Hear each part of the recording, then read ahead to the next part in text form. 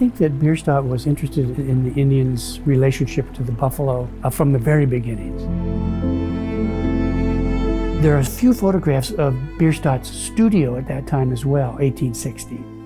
And in one of the photographs is a buffalo hide hanging on the wall in Bierstadt's studio. He had collected among the Sioux, and the hide painting shows a buffalo hunt. So he was already collecting actual historical objects from the Indians to energize his work. Native people now realize that they have been participants on this continent for 15,000 years. And consequently, we can look at our mythologies of our relationships with bison and other animals. For many of the Northern Plains tribes, those tribal mythologies speak to us of a time when the bison was like a demigod, perhaps even part human. And secondly, the importance would be the bounty of the hunt.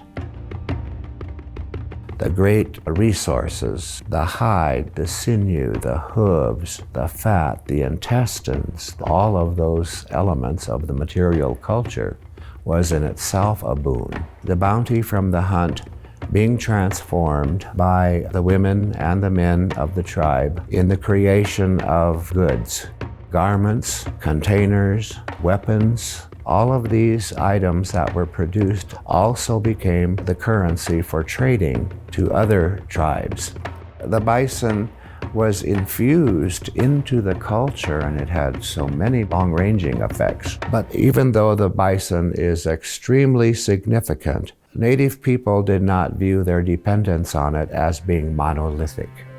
It was the adaptability of Native people to utilize a variety of types and kinds of natural bounty that enabled them to make the transition once the bison were decimated. One way that we can appreciate the diverse meanings of bison to Native American people is to look at their traditional art forms. I think Standing Bear's painted muslin does a good job of illustrating this. He was born in 1859 and fought at the Battle of the Little Bighorn and did numerous paintings of the actual battle and encampments. But in his latter days, he produced a remarkable muslin, a genre painting of a bison hunt and an iglaka, an Indian encampment on the move, and the sacred sun dance taking place in the midst of that encampment. And it's a remarkable portrayal because we see the bison hunt where the hunter and the hunted are in the midst of a great deal of activity. They're stampeding, the warriors are riding beside them and shooting them with bows and arrows. Some of the bison are stumbling and falling.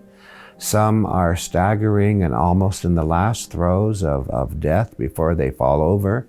And it actually shows one warrior hunter butchering one of the bison. The one thing that is unique about his drawings are the expressions on the faces of the warriors hunting. There's intensity and determination and perhaps even a bit of fear.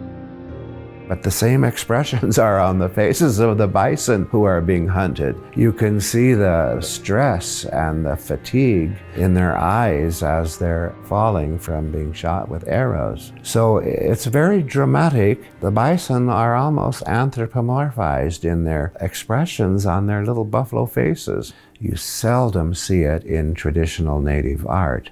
He's captured something that can only be acknowledged as a result of an intimate relationship with the bison as a hunter.